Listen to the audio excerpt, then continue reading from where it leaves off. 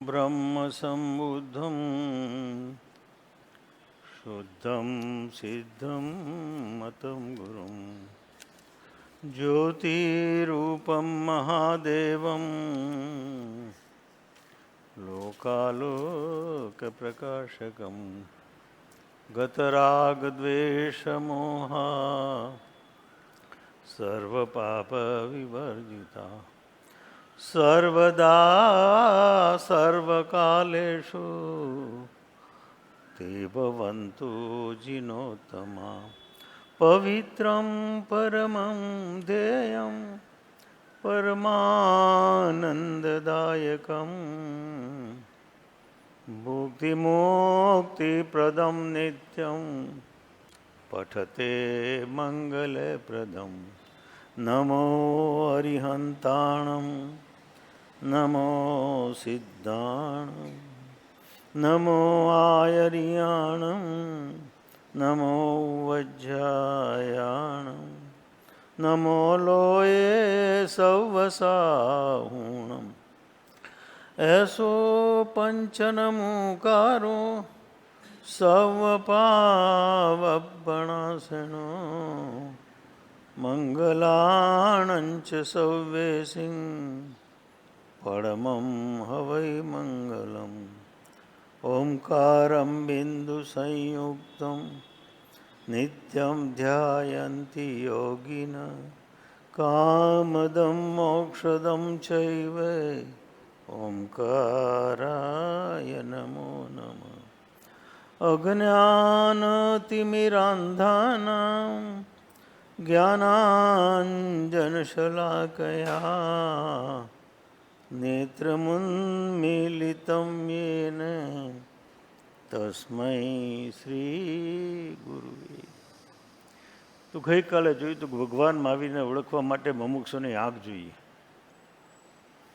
મુમુક્ષુની આંખ એટલે દ્રષ્ટિ. જ્યાં સુધી દ્રષ્ટિ બદલાતી નથી ત્યાં સુધી જગત પ્રત્યેનો અભિગમ બદલાતો નથી. આપણે વ્યવહાર બદલ્યા છે, યોગ બદલ્યા છે, પણ ઉપયોગ બદલ્યો નથી. મન વાણીને શરીરના યોગો આપણે ભક્તિમાં લગાડ્યા છે, પણ ઉપયોગ ફર્યો નથી. અને ઉપયોગ ફર્યો નથી એટલે ભવ ઊભો છે.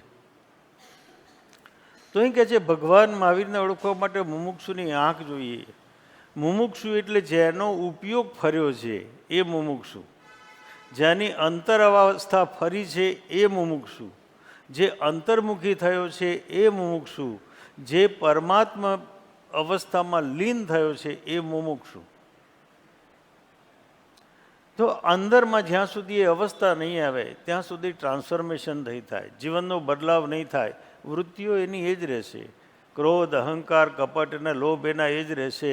કશું જ જીવનમાં બદલાશે નહીં. પોતાનું વર્તન, પોતાનો વ્યવહાર, પોતાનો ચિંતન, પોતાનો અભિપ્રાય, પોતાનો બીજા પ્રત્યેનો અભિગમ, પોતાનો જગત પ્રત્યેનો ભાવ, પોતાનો આધ્યાત્મ પ્રત્યેનો ભાવ કશું જ નહીં બદલાય. એટલા માટે કહ્યું સમ્યક દ્રષ્ટિ. સમ્યક દ્રષ્ટિ, જેની દ્રષ્ટિ સમ્યક નથી થઈ એને જગત સમ્યક દેખાતું નથી. હસ્તિનાપુરમાં દુર્યોધનને સજ્જનને શોધવા મોકલ્યો તો એ કહે કે કોઈ સજ્જન દેખાતો નથી. અને દુર્યોધનને દુર્જનને શોધવા મોકલ્યો તો એને દુર્જન દેખાતો નથી.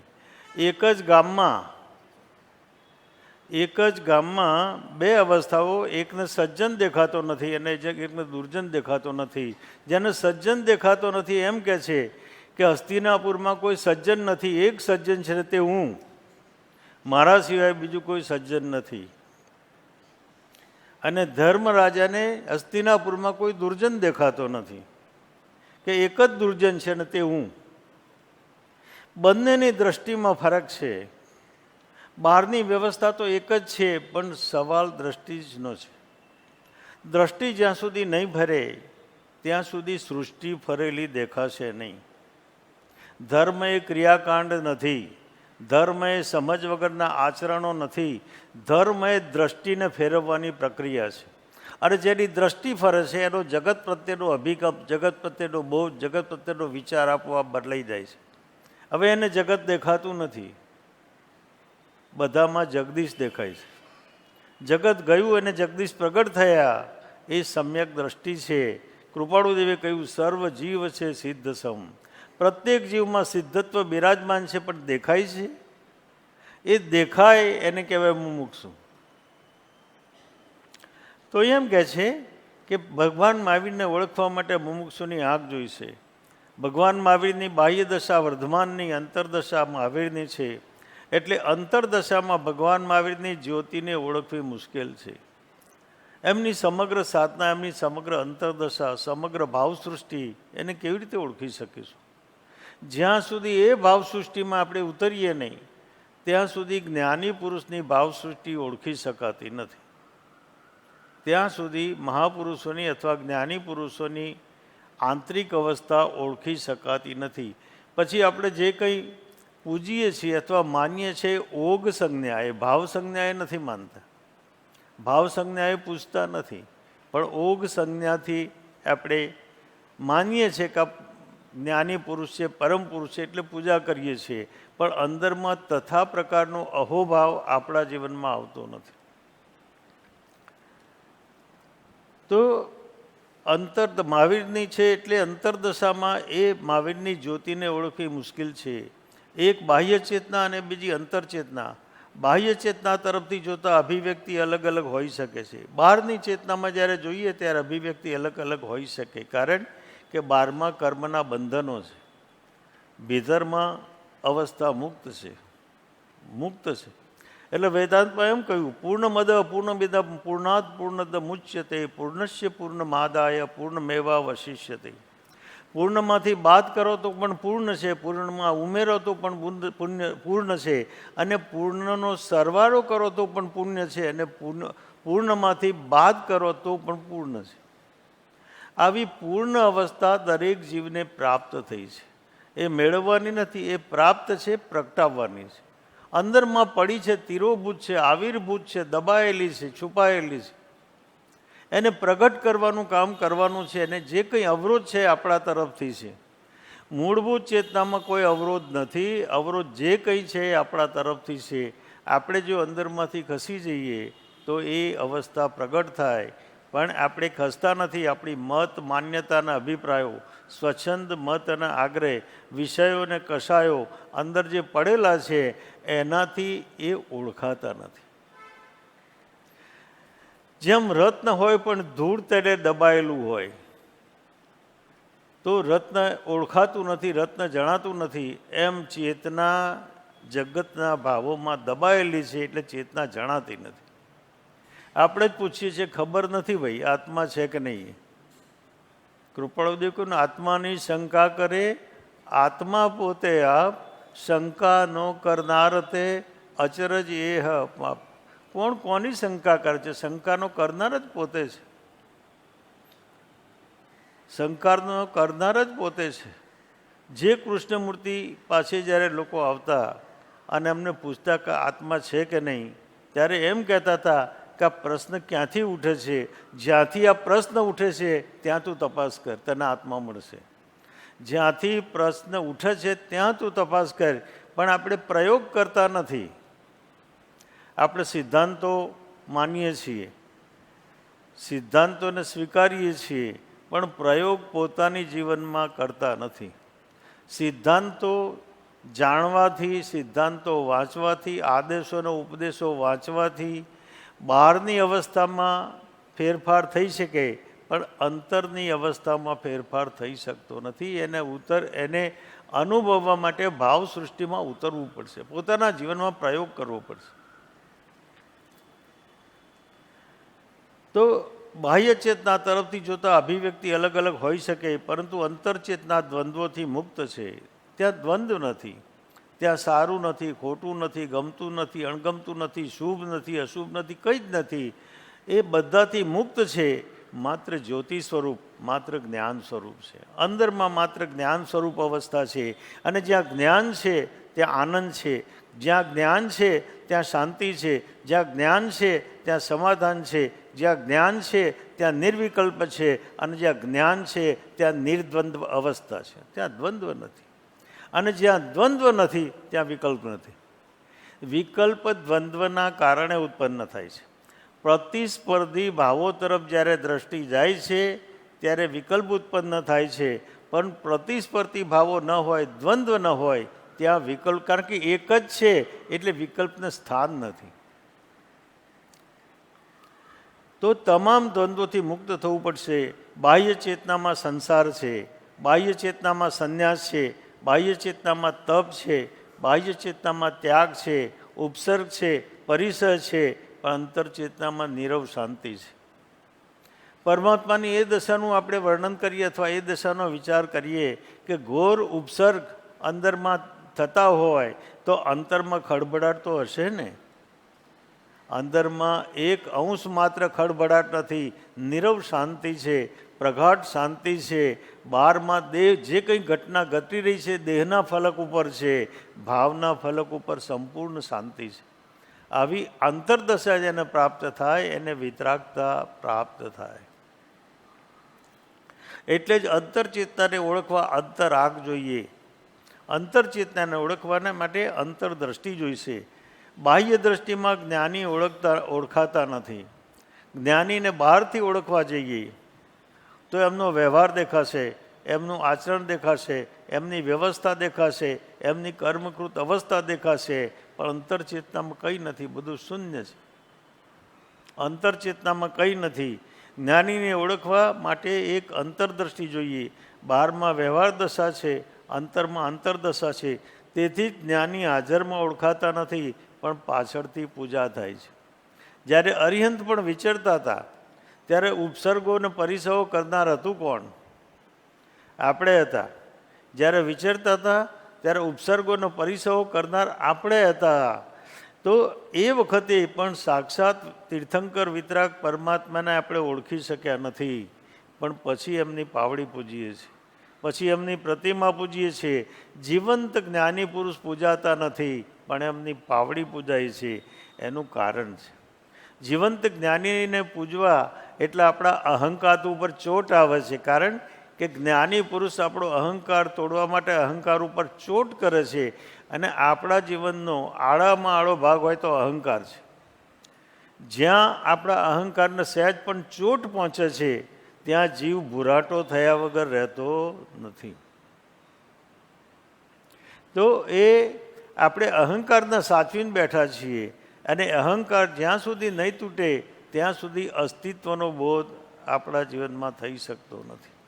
બાહુબલીજીને તો પ્રશસ્ત અહંકાર હતો કે નાના ભાઈઓને વંદન ન કરવા પડે એટલા માટે હું કેવળ જ્ઞાન લઈને જવું, બસ આટલો જ ભાવ, આટલો જ વિકલ્પ બચ્યો તો. બીજા બધા વિકલ્પ છૂટી ગયા છે. સંસાર છૂટ્યો છે, દેહ પ્રત્યેની મમતા છૂટી છે, વિભાવના પરિણામ છૂટ્યા છે. માત્ર એક જ વિકલ્પ અંદરમાં રહી ગયો છે, બચી ગયો છે. અને એ કેવળ જ્ઞાન લઈને જવું તો નાના ભાઈઓને વંદન ન કરવા પડે. એમ કે છે આવતું એ જે ઉલટ રહેતું સાયું એ રે. કેવળ જ્ઞાન આવે છે ને પાછું જાય છે, આવે છે ને પાછું જાય છે. સૂક્ષ્મ અને ક્ષુદ્ર અહંકારના કારણે અંદરમાં પ્રવેશી શકતું નથી. પણ બ્રાહ્મી અને સુંદરી જ્યારે પ્રતિબોધ કરે છે ત્યારે અહંકાર તૂટે છે. અને અહંકાર તૂટતા જ કેવળ જ્ઞાન પ્રગટ થાય છે. પણ એમને વંદન કરવા જવું પડ્યું. પહેલાં વિકલ્પ હતો કે વંદન કરવા જવું નથી, એવો વિકલ્પ હતો. પણ જેવો એ અહંકાર તૂટ્યો અને અંદરમાં ભાવની દશા ફરી, તરત જ વિતરાગતા અંદરમાં પ્રગટ થઈ ગઈ. તો આ જ્ઞાની પુરુષને આ અવસ્થામાં ઓળખવા બહુ મુશ્કેલ છે. શાસ્ત્રથી પણ જ્ઞાનીને મહાવીરને ઓળખવા દુષ્કર છે. કારણ કે શાસ્ત્ર બહારને પકડે છે. શાસ્ત્રમાં શબ્દો છે, શાસ્ત્ર બહારને પકડે છે. અંતરંગ ભાવોને શાસ્ત્ર પકડી શકતું નથી, અથવા તો અંતરંગ ભાવો શાસ્ત્રમાં ઉતરી શકતા નથી. અહીં મહત્ત્વની વાત એ છે કે જ્ઞાની ચૈતન્યને અખંડમાં અનુભવે છે, પણ જ્ઞાની જ્યારે ચૈતન્યના ભાવોને કહેવા બેસે છે ત્યારે મનમાં ઉતરવું પડે છે. અને મન ખંડિત છે એટલે અખંડને ખંડિત ઝીલી શકતું નથી. એટલે જે પરમ સત્ય છે એ મનમાં ઉતરી શકતું નથી. અને ઉતરી શકતું નથી એટલે કહી શકાતું નથી. અનુભવ પૂર્ણ છે, અનુભૂતિ સંપૂર્ણ છે, પણ જ્યારે કહેવા બેસે ત્યારે કહી શકાતું નથી. એટલે જ્યારે પરમાત્માને પૂછવામાં આવ્યું કે તમે આટલા બધા શાસ્ત્રો કયા, આટલા બધા આગમો કયા, આટલી બધી વાતો કરી, વર્ષો સુધી દેશના આપી, તમે તત્વને પૂરું કહી શક્યા છો, કહી દીધું છે? ત્યારે પરમાત્મા કહે છે ના, હજુ તો કહેવાની શરૂઆત કરી છે. જો આટલા શરૂઆતમાં જ આટલા કહેવામાં જ પ્રસ્તાવના હોય તો મૂળ તત્વ કેવું હશે? અનંત ભાવો અંદરમાં વેદાય છે, અનંત અવસ્થાઓ અંદરમાં વેદાય છે, પણ આપણે જાગૃત નથી એટલે એ અવસ્થાઓનો આપણને ખ્યાલ આવતો નથી. કારણ કે શાસ્ત્ર બહારને પકડે છે, ભીતરના ભાવ આંતરિક ભાવ પકડી શકતું નથી. શાસ્ત્ર એ સ્વીકૃતિઓથી ચાલે છે. શાસ્ત્ર તો સ્વીકૃતિ એટલે આદેશો અને ઉપદેશોથી શાસ્ત્ર ચાલે છે. આ જે શાસ્ત્ર છે એ આદેશો અને ઉપદેશોથી ચાલે છે. જ્યારે ભગવાન મહાવીરને સમજવા યાત્રામાં ઉતરવું પડશે, આંતરિક યાત્રામાં ઉતરવું પડશે. પણ આ યાત્રામાં સોદો ન હોવો જોઈએ, માગ ન હોવી જોઈએ, અનુકરણનો ભાવ ન હોવો જોઈએ અને અનુયાયીનો ભાવ ન હોવો જોઈએ. આ ન હોય તો યાત્રામાં યથાર્થ પ્રકારે તટસ્થપણે ઉતરી શકાય. આપણે ભગવાન મહાવીરના અનુયાયી છીએ માટે પૂજીએ છીએ કે આપણી ભાવદશામાં ભગવાન મહાવીરનું મહાત્મા સમજાવ્યું છે માટે પૂજીએ છીએ? આપણી જાતને આપણે પ્રશ્ન કરવો પડશે. અનુયાયી ભાવ જ્યાં સુધી હશે ત્યાં સુધી ટોળું ભેગું થશે. જ્યાં અનુયાયી ભાવ છે ત્યાં ટોળું ભેગું થાય છે. કારણ કે મહાપુરુષો જ્યાંથી વિચરે છે ત્યાં એ માર્ગ લોકો માટે ટોળું બની જાય છે, જવા માટે ચાલવા માટેની કેડી બની જાય છે. એમને માર્ગ કંડાર્યો, નવો માર્ગ પ્રશસ્ત કર્યો, પણ પાછળ ચાલનારાઓને કેડી બની જાય છે. એટલે એ માર્ગે ચાલે છે પણ ભાવદશામાં ઉતરી શકતા નથી, ભાવદશામાં પ્રવેશ થઈ શકતો નથી. એટલે વર્ષો સુધી આધ્યાત્મની યાત્રામાં ઉતરવા છતાં આધ્યાત્મના અનુભવથી આપણે વંચિત રહી જઈએ છીએ. પણ આપણને મહત્ત્વની વાત તો એ છે કે વિચાર પણ આવતો નથી કે આટલા વર્ષથી હું આધ્યાત્મની યાત્રા કરું છું, અંદર કેમ કંઈક ઘટના ઘટતી નથી, અંદર કોઈ પણ જાતની પ્રકૃતિ કેમ બદલાતી નથી? એનો વિચાર આપણા જીવનમાં ક્યારેય પ્રગટ થયો ખરા? અંદરમાં અહેસાસ થયો કે આટલું બધું કરવા છતાં મારી આંતરિક અવસ્થા રૂપાંતરિત કેમ નથી થતી? એવો વિચાર ક્યારે પણ જીવનમાં આવ્યો ખરા? આપણે તો કરતા હોય એમ કરે જઈએ છીએ. તો પછી આંતરિક અવસ્થાનું રૂપાંતરણ થશે કેવી રીતે? એટલા માટે કહ્યું કે સોદો, માગ, અનુકરણ ને અનુયાયી ભાવ ન ચાલે. કારણ કે મહાવીરની અંતરદશા ધારણાઓ ઉપર નથી પણ અનુભૂતિના તથ્યો ઉપર છે. પરમાત્માની જે અંતરદશા છે અનુભૂતિના તથ્યો ઉપર છે, માત્ર ધારણાઓ નથી. એમને અનુભવ કર્યો છે, એમને ગ્રાઉન્ડ લેવલ ઉપર કામ કર્યું છે અને પ્રત્યેક અવસ્થાને સ્પર્શ કરીને એમને અનુભવ કર્યો છે અને અનુભવમાંથી એ અવસ્થાઓને છોડી શક્યા છે. તો એ વિચાર આપણા જીવનમાં કરવો પડશે. શાસ્ત્રથી અનુભૂતિ મુશ્કેલ છે કારણ કે શાસ્ત્ર એ શબ્દો છે અને અનુભૂતિ નિશબ્દ છે. શાસ્ત્રમાં શબ્દ સિવાય કંઈ નથી અને અનુભૂતિ શબ્દની પહેલી પાર છે, નિશબ્દ છે.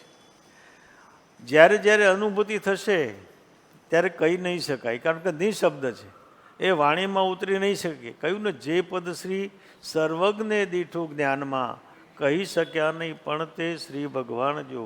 જો પરમાત્મા જેને વાણીના અતિશય છે એ પણ કહી શક્યા નથી તો આપણે એ વાણીને કેવી રીતે કહી શકશું? પણ વાણી એટલા માટે મહત્ત્વની છે, શાસ્ત્ર એટલા માટે મહત્ત્વનું છે કે શાસ્ત્ર ઈશારો કરે છે, શાસ્ત્ર દિશા બતાવે છે, શાસ્ત્ર દર્પણ જેવું છે, શાસ્ત્ર સાધનામાં ક્યાં પહોંચ્યા એ બતાવે છે, માઇલસ્ટોન જેવું છે અને શાસ્ત્ર આપણને નકશો આપે છે પહોંચવાનો. માટે શાસ્ત્ર મહત્ત્વનું છે. એટલે શાસ્ત્ર વગર પણ યાત્રા નહીં થાય અને શાસ્ત્રથી પણ યાત્રા નહીં થાય. એ બંનેની વચ્ચે ભાવદશા પ્રગટે તો અંતરયાત્રા શરૂ થાય, નહીં તો અંતરયાત્રા શરૂ થતી નથી.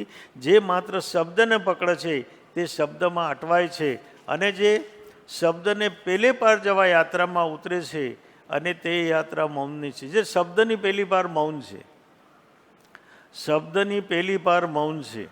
જ્યાં શબ્દની હદ પૂરી થાય છે ત્યાંથી મૌનની હદ શરૂ થાય છે. તો અનુભૂતિ મૌનમાં થશે, અનુભૂતિ ખામોશીમાં થશે, અનુભૂતિ શાંત દશામાં થશે. તો અંદરમાં મૌન પ્રગટવું જોઈએ, અંદરમાં મૌન પ્રગટવું જોઈએ. 3 પ્રકારના મૌન છે.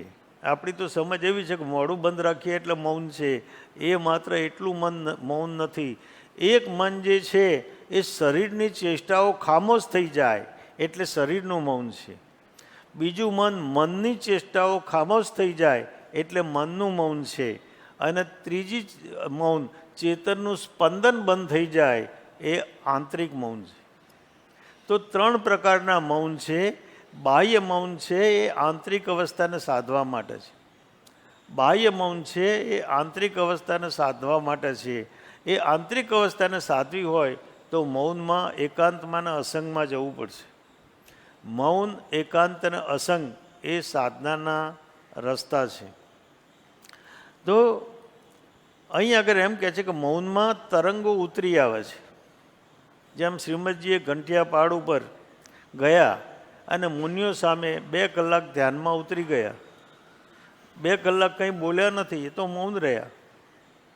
મૌન રહ્યા, ઊંડા ધ્યાનમાં ઉતરી ગયા અને સમય પૂરો થયો અને જ્યારે ધ્યાનમાંથી બહાર આવ્યા ત્યારે મુનિઓને કહે છે આજનો સત્સંગ પૂરો થયો. ત્યારે મુનિઓને એમ થયું કે આજનો સત્સંગ બોલ્યા તો કંઈ નથી, પણ કેવી રીતે પૂરો થયો? તો પૂરો એ અર્થમાં થયો, એ વખતના મૌનમાં જો એ સામે સન્મુખ થયા હોય, જો ઉપયોગ સન્મુખ થયો હોત તો સમ્યક દર્શનનું કારણ બની જાત. એ અવસ્થામાં જો ઉપયોગ સન્મુખ થયો હોત પોતાના મૌનમાં તો સમ્યક દર્શનનું કારણ બની જાત. પણ આપણે બોલવાનું શબ્દોને પકડીએ છીએ, આંતરિક ભાવોને પકડતા નથી. અને ત્યારે એમને કહ્યું કે અમે અહીં સિદ્ધ અવસ્થાનો અનુભવ કર્યો છે. આ સમાપત્તિ યોગ છે. ધ્યાન કરતાં કરતાં કરતાં સિદ્ધોના અંદરમાં જે ભાવ વેદાતા હોય એ ભાવ સાથે જ્યારે તે પોતાની તરંગ લંબાઈ અથવા વેવલેન્થ જ્યારે ટ્યુન થાય છે, મળે છે, ત્યારે એ ભાવો અંદરમાં ઉતરી આવે છે. એ અવસ્થામાં સિદ્ધ શિલાનો સુખનો અનુભવ થાય છે. સિદ્ધ અવસ્થામાં જે અનુભવ થાય એ અનુભવ કૃપાળુ દેવે સિદ્ધ શિલા ઉપર કર્યો છે. માટે એનું નામ સિદ્ધ શિલા રાખ્યું. માટે એ શિલાનું નામ સિદ્ધ શિલા રાખ્યું. કારણ કે એ તરંગની વેવલેન્થ મળી ગઈ. જેમ કે આપણે રેડિયો ચાલુ કરવો હોય અથવા તો ફોન ચલાવવો હોય તો એની વેવલેન્થ મળવી જોઈએ, એની તરંગ લંબાઈ મળવી જોઈએ. એમ જ્ઞાની જ્યારે ભાવની દશામાં વર્તા હોય ત્યારે આપણી ભાવદશાની વેવલેન્થ જો એને મળી જાય, સેટ થઈ જાય, તો આપણા જીવનમાં અનુગ્રહની ઘટના ઘટી જાય.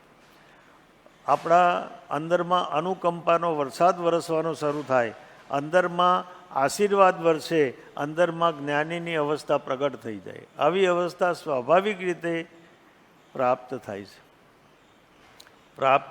છે. એટલા માટે એ તરંગ લંબાઈનો આપણે તાલમેલ મેળવવો પડે.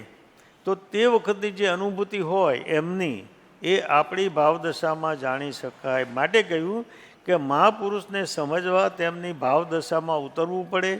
જેમ કે કૃપાળુદેવ ઈંડરના ઘંટિયા પહાડ ઉપર કહ્યું તેમ અહીં અમો સિદ્ધ દશાની અનુભૂતિ કરી છે. એ દશામાં એમને અનુભવ થઈ છે, અનુભવ પ્રગટ કર્યો છે. સાધનાની યાત્રા 4 ધારામાં ચાલે છે. સાધનાની જે યાત્રા છે એ 4 ધારામાં ચાલે છે. એક સ્થવિરકલ્પ, બીજું જીનકલ્પ, ત્રીજું સ્વયંબુદ્ધ અને ચોથું પ્રત્યેક બુદ્ધ.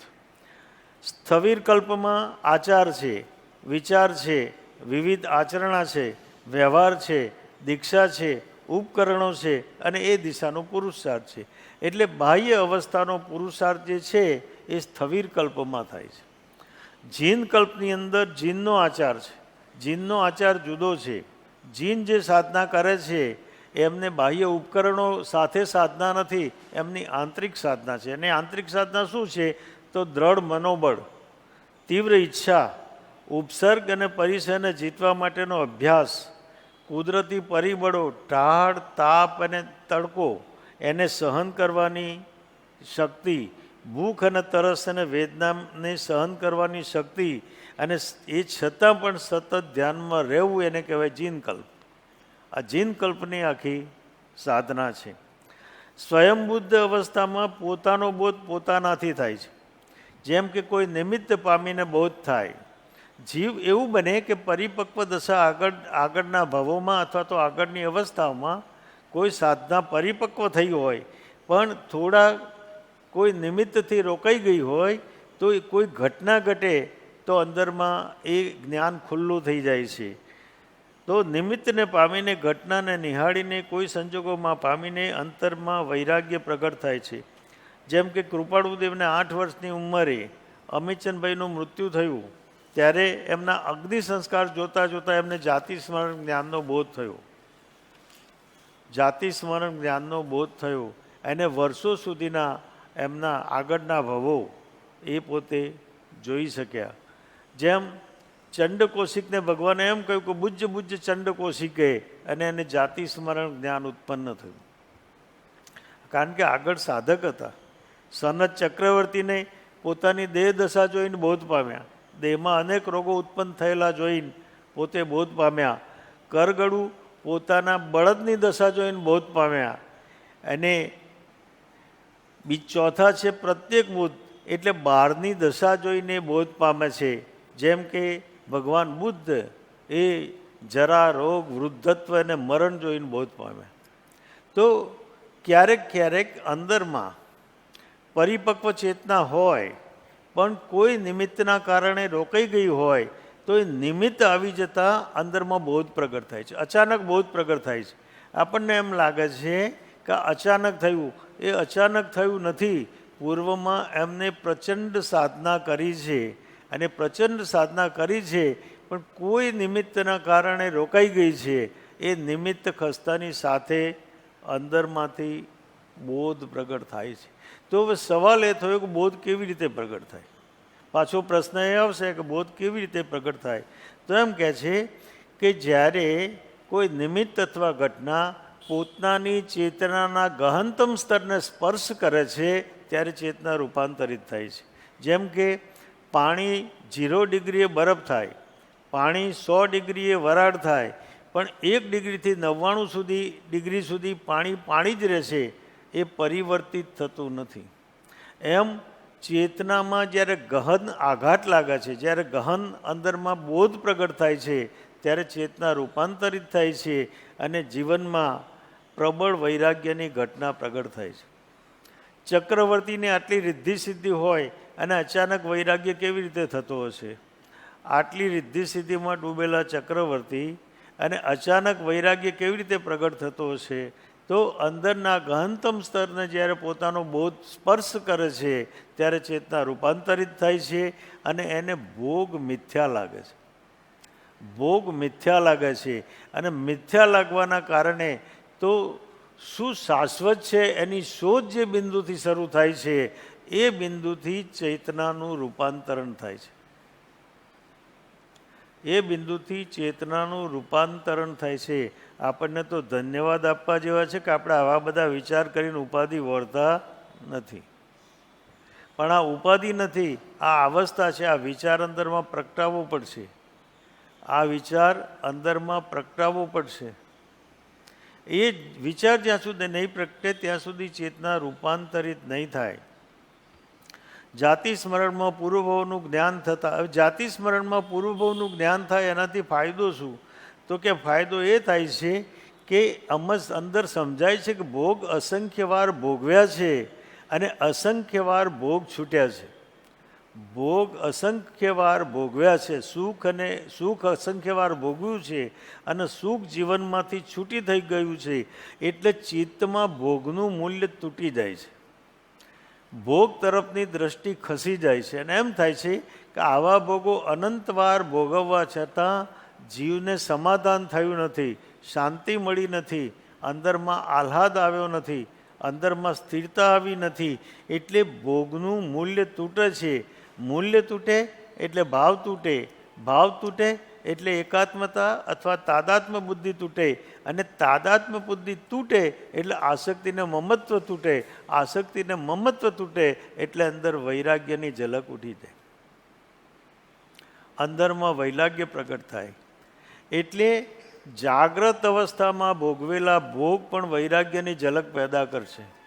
પણ આપણે જે ભોગ ભોગવીએ છીએ મૂર્છામાં ભોગવીએ છીએ, બેહોશીમાં ભોગવીએ છીએ, અજ્ઞાન દશામાં ભોગવીએ છીએ એટલે આપણી મૂર્છા તૂટતી નથી, અને મૂર્છા તૂટતી નથી એટલે ચિત્તમાંથી આસક્તિ ને મમત્વ છૂટતા નથી, એટલે ફરી ફરીને પાછા ભોગ તરફ જઈએ છીએ. મહાપુરુષોએ એ પણ વાત સ્પષ્ટ કરી છે કે જીવ ફરી ફરીને ભોગ તરફ કેમ જાય છે. એને ભોગ ભોગવ્યા પછી પણ એમ થાય છે કે એમાં સુખ નથી એવો બોધ થાય છે, છતાં પણ એ ભોગ તરફ કેમ જાય છે? એ એટલા માટે જાય છે કે એ મૂર્છામાં ભોગ ભોગવે છે. જો જાગ્રત અવસ્થામાં ભોગમાં ઉતરે તો અંદરમાંથી ભોગનું મૂલ્ય સમજાય અને ચિત્ત ભોગથી વિરામ પામે અને અંદરમાં આસક્તિને મમત્વ છૂટી જાય. આટલું સાંભળવા છતાં અથવા વિચારવા છતાં કેમ છૂટતા નથી? એનો વિચાર આપણા જીવનમાં આપણને વૈરાગ્યનો વિચાર નથી આવ્યો એમ નથી. જ્યારે જીવનમાં ઘટના ઘટે છે અને એ ઘટના એવી ઘટે છે કે જ્યારે વ્યાઘાત ઉત્પન્ન થાય છે ત્યારે એમ થાય છે કે આ સંસાર ખરાબ છે, સંસારમાં રહેવા જેવું નથી, સંસાર તો પાણીના પરપોટા જેવો છે. આ જ્ઞાન ઉત્પન્ન નથી થયું, આ તો સ્મશાનીય વૈરાગ્ય છે. પણ પાછો કોઈ આવીને એમ કહે કે સંસાર તો આમ જ ચાલ્યા કરે એટલે આપણો વૈરાગ્ય ટાળો બોર થઈ જાય છે. વૈરાગ્યની ઝલક અંદરમાં ટકતી નથી, તૂટી જાય છે. એ તૂટવાના કારણે પાછો જીવ એના એ ભોગ તરફ પાછો ફર્યા કરે છે. એના એ ભોગ તરફ પાછો ફર્યા કરે છે. એટલા માટે કહે છે કે જીવનમાં દુઃખ ઉપકારક છે અને સુખ અપકારક છે. કારણ કે દુઃખમાં પરમાત્માનું સ્મરણ થાય, દુઃખમાં પોતાની ચેતનાનું ઘડતર થાય, દુઃખમાં સાધનાની તીવ્રતા આવે અને દુઃખમાં તિતિક્ષા એટલે ધીરજ આવે, દુઃખમાં દુઃખો સહન કરવાની શક્તિ આવે. પણ જે સુખમાં જીવે છે એ શક્તિઓથી વંચિત રહી જાય છે, એટલે દુઃખના ભયે સુખમાં જ જીવવાની કોશિશ કર્યા કરે છે. પણ સુખ પોતાને આધારિત નથી, પૂર્વકર્મના આધારિત છે. આજે આવેલું સુખ કાલે છૂટી જશે એ નક્કી નથી, અને એકલું સુખ ક્યારે પણ પ્રાપ્ત થતું નથી. એક કહેવત છે ને, સોનાની થાળીમાં લોઢાની મેખ. સોનાની થાળીમાં લોઢાનો રિવેટ માર્યો હોય તો કેવો લાગે? એમ ગમે તેટલા સુખોની વચ્ચે પણ કુદરતે આપણને ક્યાંક ને ક્યાંક દુઃખ આપે છે. એટલા માટે આપે છે કે કદાચ જીવ જાગી જાય, કદાચ પાછો ફરે, કદાચ સમજે કે આ જગતના સંજોગોમાં સુખ નથી. આ સંજોગ અને વિયોગ એ જીવનમાં બનતી ઘટના છે. આજે છે અને કાલે ન પણ હોય, આજે છે એનાથી વધારે પણ હોય, અને બિલકુલ ચાલ્યું પણ જાય એવું ગમે ત્યારે બની શકે છે. તો અંદરમાં જે મમત્વના આસક્તિ છે એ છૂટી જાય. એના તરફની તાદાત્મતા, એકાત્મતા, એક રૂપપણું, એક રસપણું, એ જે ભાવની ધારામાં પ્રગટ થયું છે એ છૂટી જાય. એ છૂટતાની સાથે જ અંદરમાં આસક્તિને અંદરમાં તૂટવાની શરૂ થશે. મૂર્છાને મમત્વ અંદરમાંથી છૂટવાના શરૂ થશે. પણ એના માટે જાગૃતિ જોઈશે, જાગૃતિ જોઈશે. જાગૃતિ નહીં હોય તો અંદરમાં મૂર્છા સતત ચાલ્યા કરતી રહેશે. આમ થતાં એટલે કે ભાવદશા બદલાતા પદાર્થનું યથાર્થ સ્વરૂપ સમજાય છે. તો ભાવદશા જ્યારે ફરે ત્યારે શું થાય? તો પદાર્થનું સ્વરૂપ સમજાય. કયું સ્વરૂપ સમજાય? તો પદાર્થમાં રૂપ છે, રસ છે, ગંધ છે, સ્પર્શ છે અને શબ્દ છે એ સમજાય.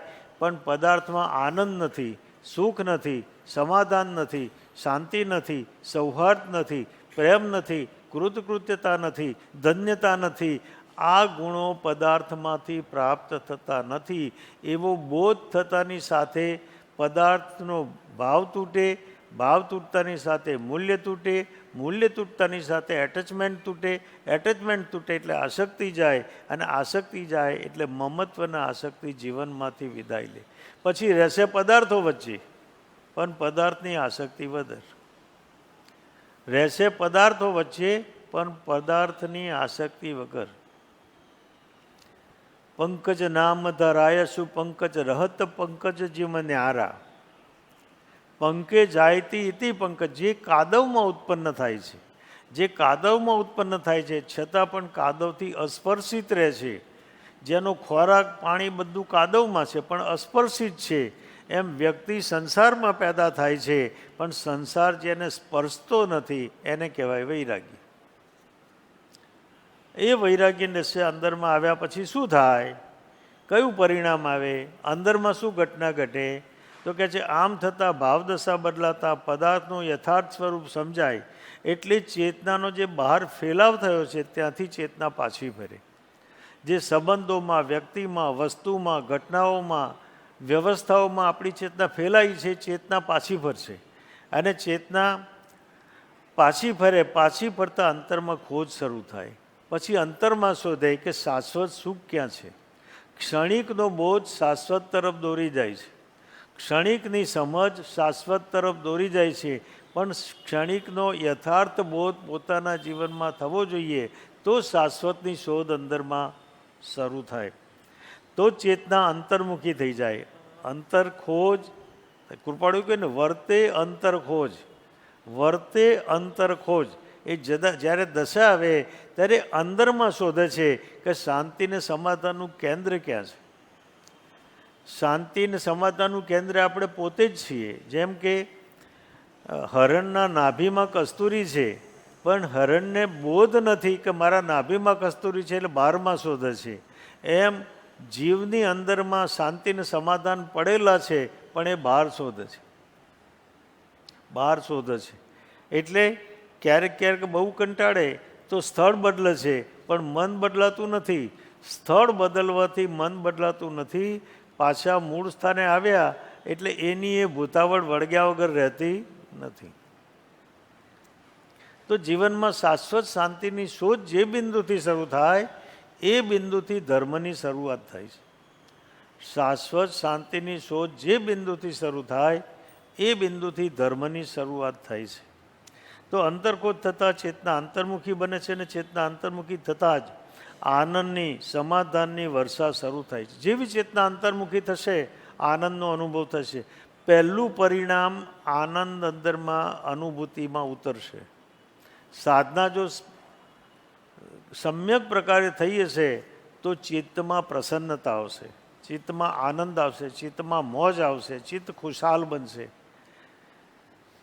આપણે પ્રસન્નતા આપણા જીવનમાં રહી શકતી નથી પણ પ્રસન્નતા એ આપણી માલિકીની વાત છે. સંજોગો વચ્ચે પ્રસન્ન રહેવું હોય તો આપણને કોણ રોકે છે?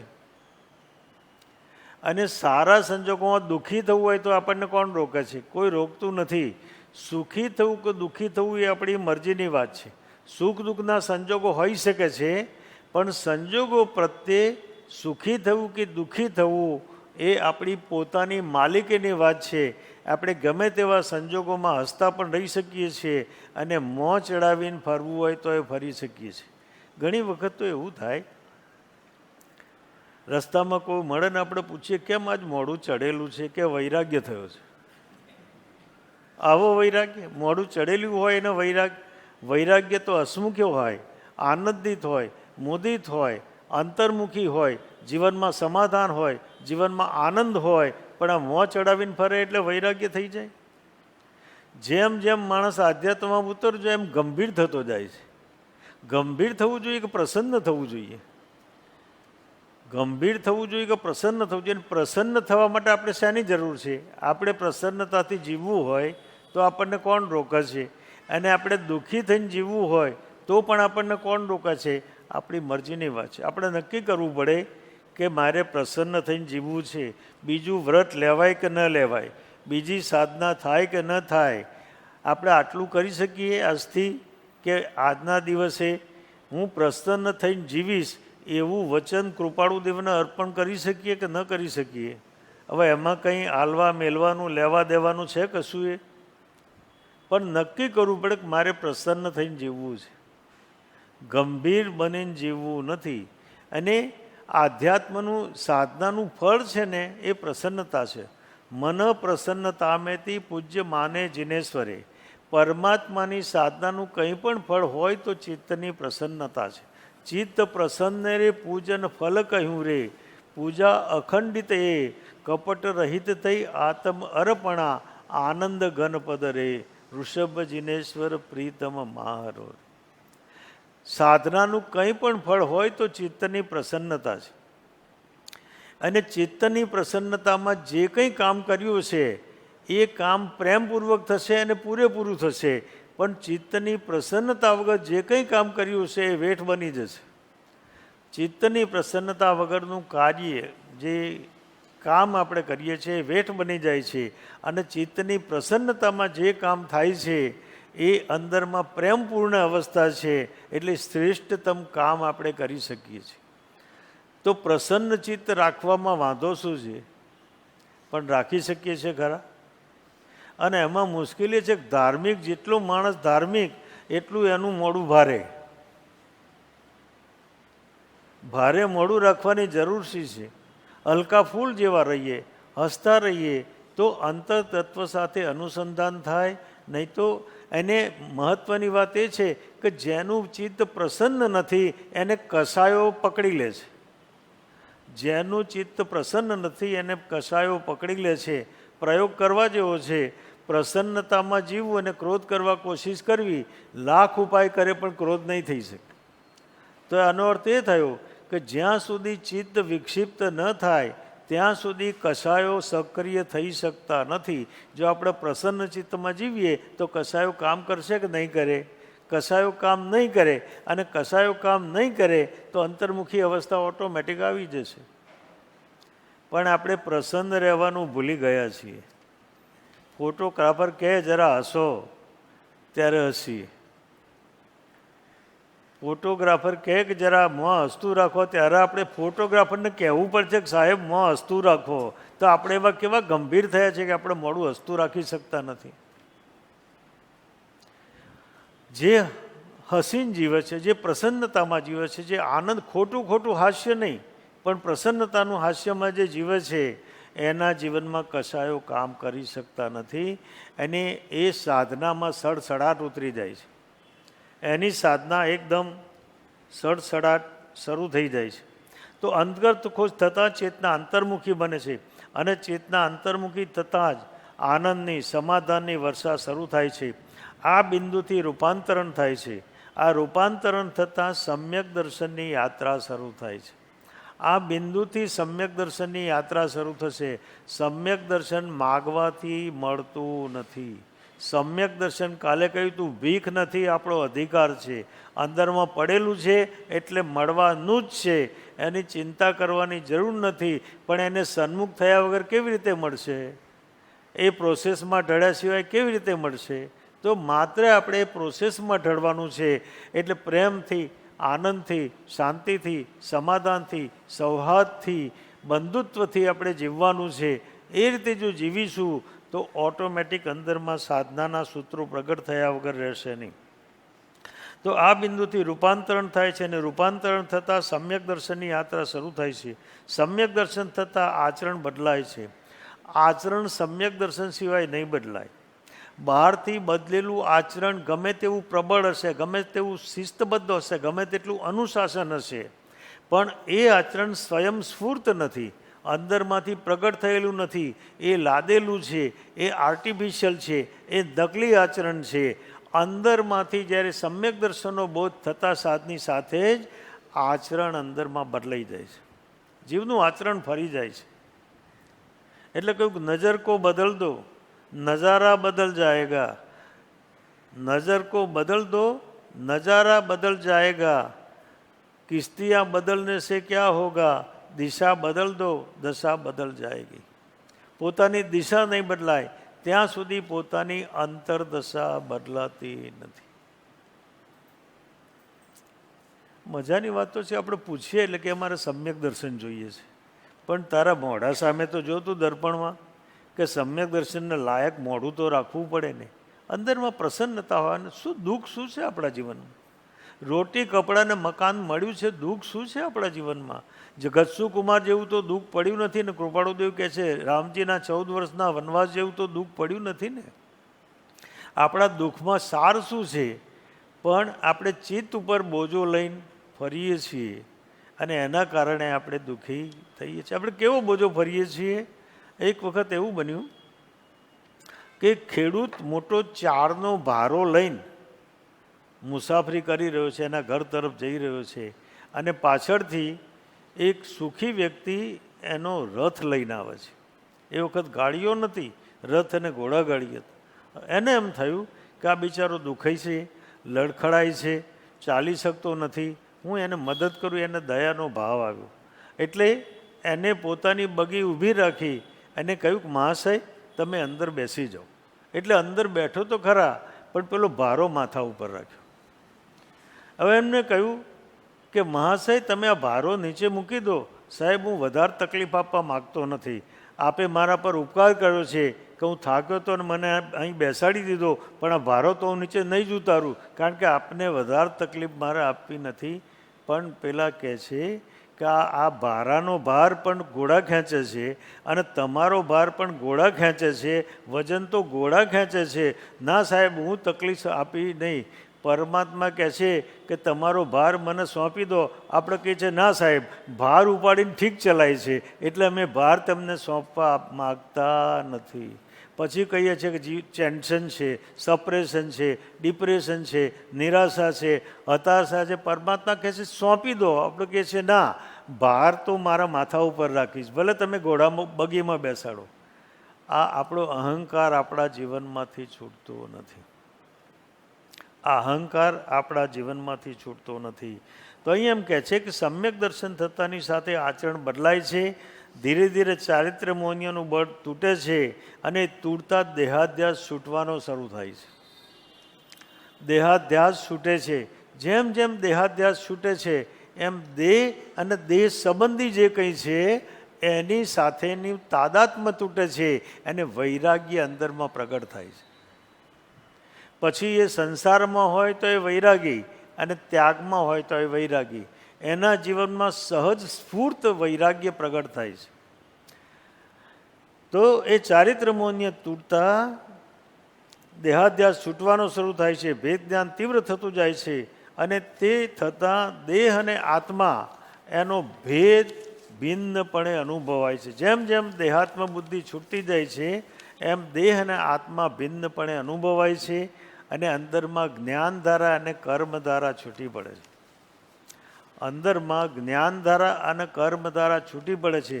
જ્ઞાની જ્ઞાનધારામાં જીવે છે અને કર્મધારામાંથી પસાર થાય છે. અજ્ઞાની કર્મધારામાં જીવે છે અને જ્ઞાનધારા એની પાસે છે નહીં, એટલે અજ્ઞાની દુઃખી થાય છે અને જ્ઞાની હર હાલતમાં સુખી રહે છે, કારણ કે એ જ્ઞાનધારામાં જીવે છે. એ જાણે છે કે જગતમાં જે કંઈ ઘટી રહ્યું છે એ કર્મકૃત નથી, મારું નથી અને મારામાં નથી, એટલે પોતાની જાતને ભિન્ન રાખી શકે છે. અજ્ઞાની એમ માને છે કે મારા કારણે થાય છે અને હું કરું છું, એના કારણે અજ્ઞાની કર્મધારા સાથે જોડાય છે અને કર્મધારા સાથે જોડાવાના કારણે સંસારની વૃદ્ધિ થાય છે. જેમ જેમ જ્ઞાનધારા ક્યુટ થતી જાય, સક્રિય થતી જાય, સઘન થતી જાય, અંતર્મુખ અવસ્થા વધતી જાય, એમ એમ પ્રબળ અનુભૂતિ અંદરમાં પ્રગટ થતી જાય. પ્રબળ અનુભૂતિ અંદરમાં પ્રગટ થતી જાય અને જેમ જેમ ચારિત્ર્ય મોહનીયનું બળ તૂટતું જાય એમ અંદરમાં સ્થિરતા આવતી જાય, અંદરમાં ચેતના ઠરતી જાય. જેમ જેમ ચેતના ઠરતી જાય એમ ચારિત્ર્ય મોહનીયનું બળ તૂટે. જેમ જેમ ચારિત્ર્ય મોહનીયનું બળ તૂટે એમ ચેતના અંદરમાં ઠરતી જાય. વાયસે વર્ષા એ પ્રોસેસ નિરંતર ચાલ્યા કરે છે. એમ કરતાં કરતાં ચરમ અવસ્થામાં 13મા ગુંઠાણે પહોંચતા વિતરાગ ભાવ શરૂ થાય છે. વિતરાગ ભાવ શરૂ થાય છે. તો ભગવાન મહાવીરે જે સાધના કરી એ આ સાધના કરી છે. ભગવાન મહાવીરે જે સાધના કરી એ આ સાધના કરી છે. ભગવાન મહાવીરની 12.5 વર્ષની સાધના કેવી હતી? તો 12.5 વર્ષની સાધનામાં એમણે તપ સાધ્યું, સંયમ સાધ્યો, જ્ઞાન સાધ્યું, ધ્યાન સાધ્યું, મૌન સાધ્યું, એકાંત સાધ્યું, અસંગ સાધ્યું અને સર્વસંગ પરિત્યાગ એમને સાધ્યું. સર્વસંગ પરિત્યાગ એમને સાધ્યો. 12 વર્ષની સાધનામાં પ્રબળ અવસ્થા આંતરિક અવસ્થામાં થઈ. બહારમાં કંઈ નહીં દેખાય. 12માં ભગવાન મહાવીરે શું ક્રિયા કરી? એમને દીક્ષા લીધી પછી કોઈ અનુષ્ઠાનો કે કોઈ ક્રિયા કરી નથી. એ તો નિરંતર પોતાની અંતરદશામાં રહેતા હતા. અંતરદશામાં સમાધિ અવસ્થામાં રહેતા હતા. બહારમાં જે કંઈ ઘટતું હતું એ ઘટ્યા કરતું હતું. આપણને એમ થાય છે કે એમના ઉપસર્ગ અને પરિસર થયા, પણ એમને પૂછીએ કે તમને શું થયું, કે હું તો આનંદમાં હતો, હું તો મોજમાં હતો. કારણ કે એ ચેતના ચૈતન્યમાં ડૂબેલી હતી, અંદરમાં સ્થિર થતી, અને સ્થિર હતી એટલે એ ભાવો અનુભવ્યા. 12.5 વર્ષમાં એમની સાધનાના 5 સૂત્રો થયા. એક પ્રજ્ઞા, બીજું પ્રેમ, ત્રીજું સંયમ, ચોથું તપ અને 5મું પરમ નિવૃત્તિ. પ્રજ્ઞા એટલે બુદ્ધિનું તત્વ રૂપમાં રૂપાંતરણ અથવા બુદ્ધિ તત્વગ્રાહી. પ્રેમ એ અંદરમાં અનુભૂતિના કારણે ઉત્પન્ન થતી સકળ જગત પ્રત્યેનો કરુણાભાવ અને મૈત્રી ભાવ, એ પ્રેમ હતો. સંયમ એટલે પોતાના અંગ અને ઉપાંગ તમામ અવસ્થાઓ સંકોચીને રાખવા, એને કહેવાય સંયમ. અને તપ એટલે ઈચ્છા નિરોધ, એમના જીવનમાં કોઈ ઈચ્છા રહી નથી એવી અવસ્થામાં રહ્યા. અને પરમ નિવૃત્તિ એટલે પરમ અક્રિયતા, કંઈ પણ ન કરવું એ સૌથી મોટી સાધના છે. આ આપણને ગમે એવું છે, કંઈ પણ ન કરવું એ મોટી સાધના છે. આપણને તરત એમ થાય કરવા જેવું આ છે, પણ સુખમાં પણ કંઈ ન કરવું અને દુઃખમાં કંઈ પણ ન કરવું એ સાધના છે. પરમ નિવૃત્તિ ચેતનાની અવસ્થા એ છે, કંઈ પણ ન કરવું એ ચેતનાની અવસ્થા છે. કંઈ પણ કરવામાં કર્તા બેઠો થઈ જાય છે, કર્તા ઊભો થઈ જાય છે. અને જ્યાં કર્તા ઊભો થાય ત્યાં કર્મ વળગ્યા વગર રહેતા નથી. તો આવી પરમ નિવૃત્તિ અંદરમાંથી પ્રાપ્ત થાય. તો હવે એમ પ્રશ્ન થાય કે આ 5 પ્રગટે કેવી રીતે, એને કેવી રીતે પ્રગટાવવા, એને ટૂંકમાં જોઈએ તો પ્રજ્ઞામાંથી ભેદ જ્ઞાન અને તત્વ વિચાર પ્રગટ થાય. જ્યારે બુદ્ધિ પ્રજ્ઞામાં પરિવર્તિત થાય ત્યારે ભેદ જ્ઞાન અને તત્વ વિચાર પ્રગટ થાય. અહિંસાના છોડ ઉપર, પ્રેમના છોડ ઉપર અહિંસા, સત્ય, અસ્તેય, બ્રહ્મચર્ય અને અપરિગ્રહ એટલે યમ ખીલી ઉઠે છે. પ્રેમના છોડ ઉપર અહિંસા, સત્ય, અસ્તેય, બ્રહ્મચર્ય અને અપરિગ્રહ એ 5 ભાવો યમ જેને આપણે કહીએ છીએ એ અંદરમાં પ્રગટ થાય છે. સંયમમાંથી આચાર પાલન આવે છે. સંયમના કારણે મહાપુરુષોમાં આચાર પાલન આવે છે. અને તપના કારણે ચિત્ત વૃત્તિનો નિરોધ થાય છે. કદાચ કંટાળો આવે તો એ સાંભળી લો, હું બોલીશ, યાદ નહીં રાખો તો વાંધો નથી, હું યાદ રાખીશ. પણ સાંભળ્યું હશે તો ક્યારેક અંદરમાં સ્મૃતિ આવશે. તપના કારણે ચિત્તવૃત્તિ નિરોધ થાય છે. અને પરમ નિવૃત્તિ એટલે કૃતકૃત્યતા, પરમ અક્રિય અવસ્થા, કર્તૃત્વ અને અહંકારનું વિલીનીકરણ.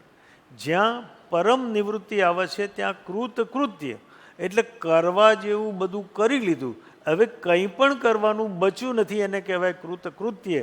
એટલે વિતરાગ અવસ્થામાં કૃતકૃત્ય અવસ્થા છે. એટલે એમના જીવનમાં કંઈ કરવાપણું રહ્યું નથી. એટલે એમ કહે છે કે ભગવાન જ્યારે ઉપદેશ આપે અને આટલા લોકો પામી જાય, કોઈ કેવળ જ્ઞાન પામે, કોઈ મનોપરિવર્તન જ્ઞાન પામે, કોઈ અવધિ જ્ઞાન પામે, કોઈ સમ્યક દર્શન પામે, અને ભગવાનને કહેવામાં આવે કે પ્રભુ આપની કૃપાથી બધા પામી ગયા, ત્યારે ભગવાન એમ કહે છે મારી કૃપાથી નહીં, એમની યોગ્યતાથી. એમની યોગ્યતાથી પામ્યા છે. જીવ યોગ્ય બન્યો માટે પામ્યો છે, મારી કૃપાથી પામ્યા નથી. હું નિમિત્ત છું પણ કારણ નથી. હું નિમિત્ત છું પણ હું કારણ નથી. આટલી મોટી અવસ્થા હોવા છતાં પણ અંદરમાં અહંકારની છાટ નથી. આને કહેવાય વિતરાગતા. આ વિતરાગતા છે. ત્રીજું પરિબળ એ છે કે એમની સાધના કેવી રીતે થઈ, કયા પ્રકારની સાધના કરી. તો એમની જે સાધના થઈ એમાં એકાંત, અસંગ અને મૌન, એમાં અલ્પ આહાર, અલ્પ નિંદ્રા અને અલ્પ વાણી, 3 અલ્પ થઈ ગયા. અલ્પ આહાર, અલ્પ નિંદ્રા અને અલ્પ વાણી. એમનો આહારની એવરેજ જોઈએ તો 12 દિવસમાં 1 ટંક આહાર છે એમનો. કારણ કે આખા એમની સાધના દરમિયાન એમને 349 ટંક આહાર લીધો છે.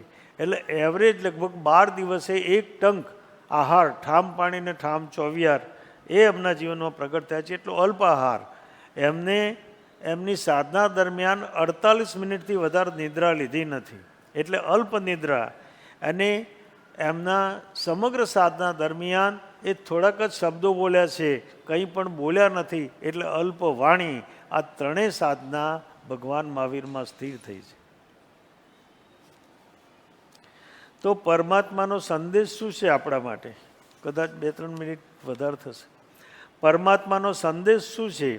પરમાત્મા એમ કહે છે જીવને કે પોતાના સુખ દુઃખ માટે પોતે જ જવાબદાર છે. સુખસ્ય દુઃખસ્ય ન કોપી દાતા. કોઈ સુખનો આપનાર નથી અને કોઈ દુઃખનો આપનાર નથી. પોતાની ભાવ સૃષ્ટિ જ પોતાને સુખ અને દુઃખ આપે છે.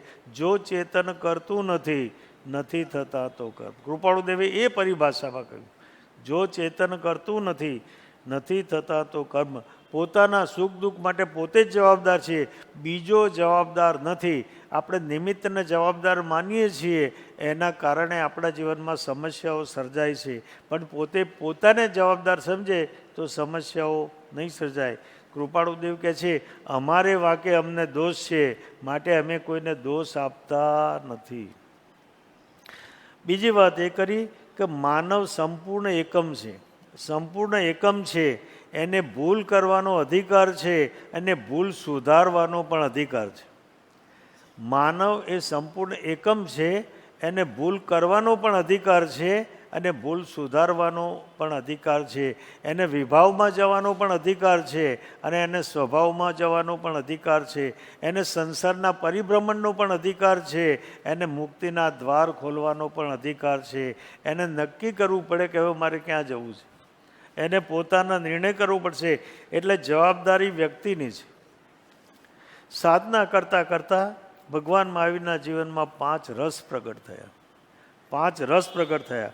એક પરમ પ્રેમ રસ, બીજો સમરસ, ત્રીજો જ્ઞાન રસ, ચોથો ધ્યાન રસ અને 5મો આનંદ રસ. એટલે આનંદનો સાગર એમનામાં પ્રગટ થયું.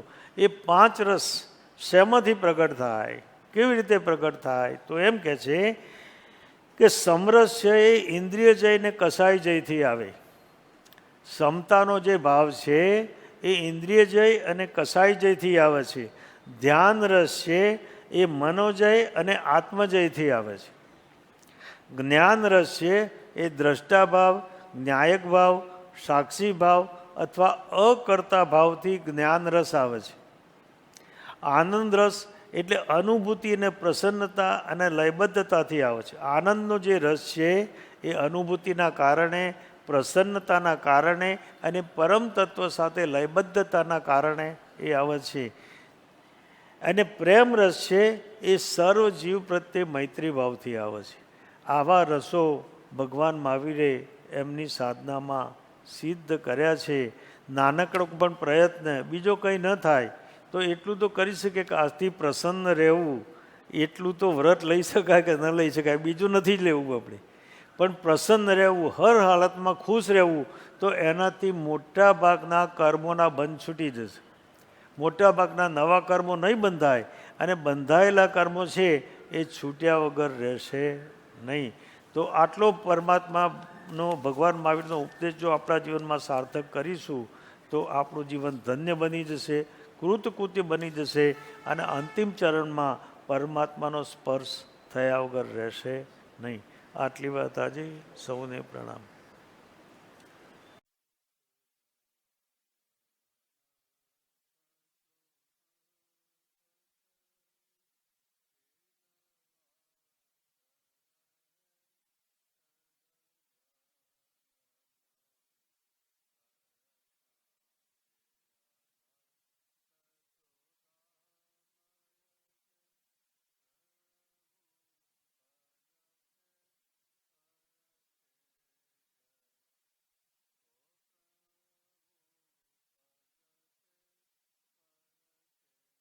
જય જય